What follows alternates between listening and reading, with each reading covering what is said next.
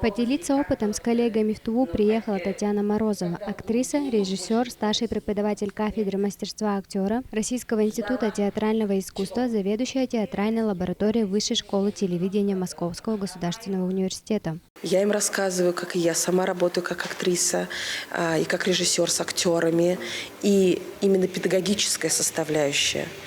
Что такое исходное событие, что такое предлагаемое обстоятельство. Именно наша профессия, может быть, где-то что-то как напоминание, как восстановление тех знаний, которые давали им педагоги, когда они давно-давно учились. Основная цель мастер-класса – обновить навыки актерского ремесла. В процессе обучения тувинские актеры получили от преподавателя как обратную связь, так и конструктивную критику, которая поможет увидеть свои сильные и слабые стороны и сфокусироваться на усовершенствовании навыков. Благодаря президентскому фонду культурных инициатив мы выиграли грант, который называется «Театр фактов», где проходят мастер-классы актеров, драматургов. Для актеров и любителей театрального искусства это уникальная возможность повысить свой актерский потенциал и получить советы от других профессионалов.